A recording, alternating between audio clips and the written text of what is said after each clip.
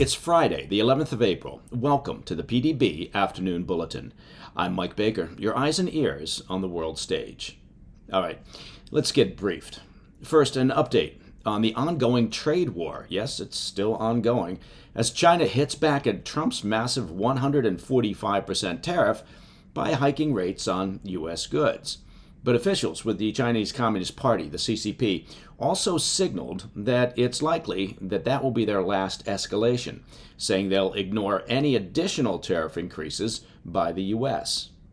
Later in the show, a report reveals that Chinese officials acknowledged in a secret meeting that their government is behind widespread cyberattacks, oh, here's my shocked face, targeting critical U.S. infrastructure over America's support for Taiwan. But first, today's afternoon spotlight.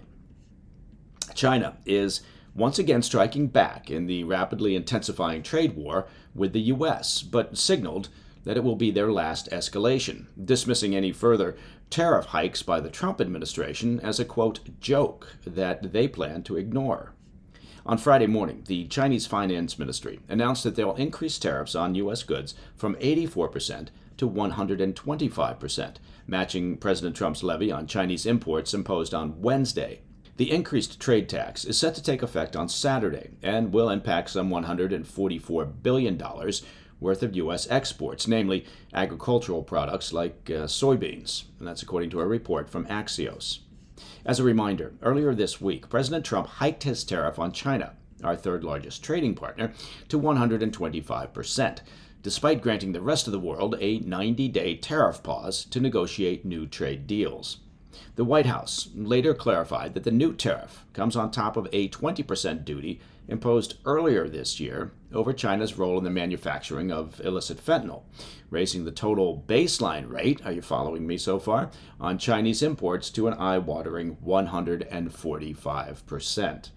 As we've been tracking this week on the PDB, China has responded with angry condemnations. I don't know if there's any other kind of condemnation other than angry, vowing to fight to the end. But their latest statement suggests that they may already be feeling the pressure and are perhaps eager to avoid further escalations that risk further damaging their fragile economy.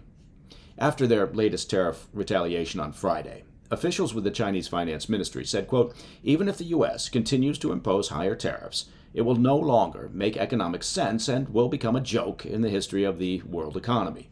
The statement continued, quote, given that American goods are no longer marketable in China under the current tariff rates, if the U.S. further raises tariffs on Chinese exports, China will disregard such measures, end quote. The remarks appear to possibly leave a small opening for easing tensions with the Trump administration, though if the events of the past week are anything to go on, we can likely expect another retaliation by President Trump. So, why does China appear reluctant to continue in the tit-for-tat exchange with the U.S.? Well, possibly because China's economy has been powered by selling cheap goods for decades, but it's wholly dependent on maintaining a global trade surplus. Trump's tariffs have undermined that system and will force Chinese manufacturers to either slash their profit margins considerably or hike prices for consumers, which could prompt American and other foreign buyers to look to other markets. Given that China already faces considerable economic headwinds fueled by a debt bubble, high rates of unemployment, and persistently low consumption, it's in their best interests to avoid provoking the Trump administration any further. In his first public remarks regarding the trade war, Chinese President Xi Jinping said Friday that China was, quote, not afraid, but called on the U.S. to back off their confrontational trade policies. Xi said, quote, there are no winners in a trade war, and going against the world will only lead to self-isolation, end quote. Xi also urged the European Union to join China to, quote, oppose unilateral acts of bullying. But the EU, along with, frankly, much of the world, is taking a cautious approach after Trump's tariff pause, seeking to negotiate a resolution with the White House, leaving China, well, somewhat isolated for the time being. Meanwhile, in remarks at the White House on Friday afternoon, President Trump touted his tariff policy as a success for bringing trade partners to the negotiating table, saying America was, quote, doing really well. But economists say significant risks remain, particularly due to the situation with China. U.S. stocks, after posting a historic rally on Wednesday, plummeted on Thursday. While they stabilized on Friday, investor confidence remains, shaky at best. The head of the global asset firm, Janus Henderson, told Reuters, quote, "Recession risk is much, much higher now than it was a couple of weeks ago." And Larry Fink, the CEO of the U.S. asset titan BlackRock, echoed those concerns on Friday, warning that there will be a widespread economic slowdown and that we're on the edge of it, if not already in the early stages of a recession. All right, coming up next, China exposes their role in a wave of cyber attacks targeting critical U.S. infrastructure. I'll have the details when we come back. Hey, Mike Baker here. Well, look at that. It's grilling season. And you know what? Here comes a pro tip. I'm about to tell you where to get the finest beef for your grill. It's a classic American business. Generations of family raising high-quality beef in the great state of Texas. Of course, I'm talking about Tri-Tails beef. Now, Tri-Tails beef is not some corporate meat factory. It's not some mass-produced operation, a faceless corporation. Tri-Tails is a fifth-generation Texas ranch where cattle are pasture-raised, grain-finished, and raised the right way. They handle the beef on site and ship it straight to your door. There's no middlemen, no mystery here.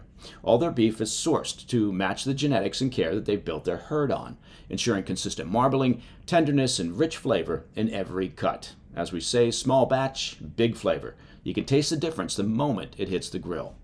Whether it's a ribeye, a filet, or a New York strip, this is the kind of beef that brings people together. USDA Prime and Choice, hand-packed and ready for your table. And right now, they've got a special offer just for PDB listeners. Go to trybeef.com/PDB and get 2 free flat iron steaks with your first box over $250. That's trybeef.com/PDB. Support real ranchers and eat like you mean it. Welcome back to the Afternoon Bulletin. Sticking with China, I want to turn to the Chinese Communist Party's ongoing and aggressive cyber operations against the U.S. An exclusive report from the Wall Street Journal revealed on Thursday that Chinese officials acknowledged in a secret meeting late last year that their government was behind widespread cyber attacks on critical U.S. infrastructure. The explosive findings, attributed to unnamed sources familiar with the matter, come at a time when tensions between the U.S. and China are, arguably at a historic low. The sources told the Journal that during the closed-door meeting at a summit in Geneva in December, Chinese officials tacitly admitted to pursuing a years-long cyber campaign that has hacked into computer networks at U.S. ports, water treatment plants, airports, and other strategic targets. The meeting was attended by senior officials from the State Department, the National Security Council, the Pentagon, and U.S. intelligence agencies, but had not been previously disclosed. And this is where the reporting gets tricky. U.S. officials present at the meeting said Chinese officials didn't directly state that their government was behind the campaign, but said they perceived the comments from the Chinese delegation as confirmation of their role in the operations. Chinese officials reportedly implied that the campaign was a response to increasing U.S. support for Taiwan and was meant to scare the U.S. into backing off from involving itself in the situation.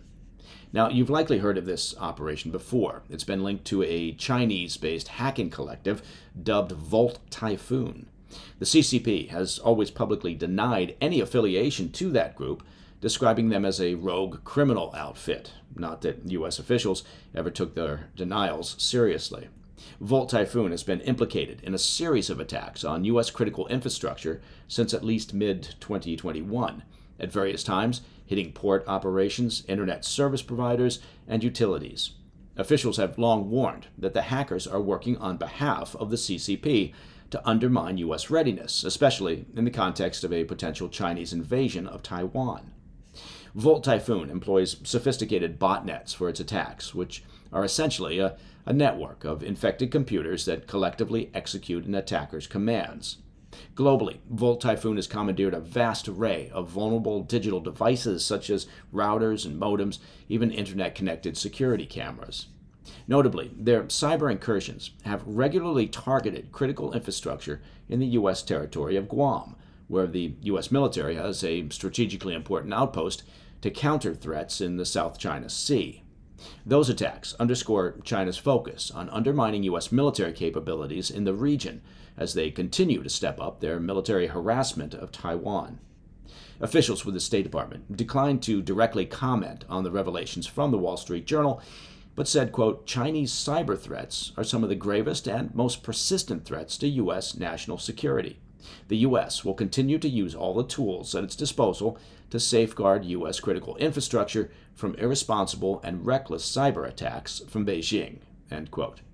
Unsurprisingly, officials with the Chinese embassy firmly denied any involvement in cyber attacks, calling the reports, quote, smear attacks without any factual basis, end quote. As to why Chinese officials would tacitly imply their involvement to the U.S. behind closed doors, well, that remains unclear. But analysts said that they likely wanted to send a direct message to the incoming Trump administration regarding a potential conflict over Taiwan. A China expert with the cybersecurity firm SentinelOne told the Wall Street Journal, quote, China wants U.S. officials to know that, yes, they do have this capability and they are willing to use it, end quote. And that, my friends, is the PDB Afternoon Bulletin for Friday, the 11th of April. If you have any questions or comments, please reach out to me at pdb@thefirsttv.com. Now, I suspect that you already know this, but in case you weren't aware, it's Friday. And if it's Friday, which it is, that means that tonight at 10 p.m., just like every Friday night, we'll be airing a brand new episode of our not yet award-winning but much-loved weekend show, the PDB Situation Report. You can catch the new episode on the First TV and over the weekend on our YouTube channel. You can find that at President's Daily Brief, as well as podcast platforms throughout podcast land. I'm Mike Baker, and I'll be back over the weekend with the PDB Situation Report.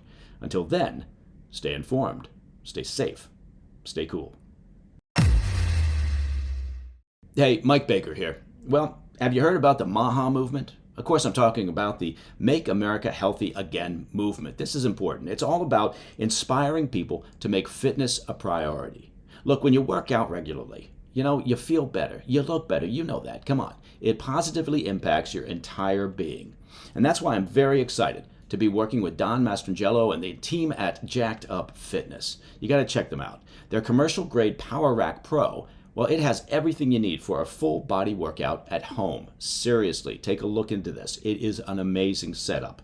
The cable crossover system with integrated 200-pound weight stacks and the Smith machine, well, they allow you to do hundreds of exercises. Basically, everything and anything that you can do at the gym, you can do at home. And if you're new to strength training, their Get Jacked Up program offers complete video workouts. Just press play and follow along. Now, my Power Rack Pro just arrived at the house this past week, and our 3 teenage boys and I are ready to hit it hard. Getting into a consistent home fitness routine, well, it's easy with Jacked Up Fitness. And at the end of the day, you know this. There's nothing more important than your health. So get busy. Go to getjackedup.com and sign up for free access to the program. And when you're ready to order your Power Rack Pro, save 10% with my promo code BAKER. It's BAKER. It's simple. Come on. Look, no more excuses. Go to getjackedup.com. Hey, thanks for tuning in. If you enjoyed this video, don't forget to hit that like button and leave a comment, a really positive, nice, and kind comment. That would be appreciated. And if you're not already subscribed to our channel, make sure to subscribe and turn on notifications so you don't miss any of our daily updates.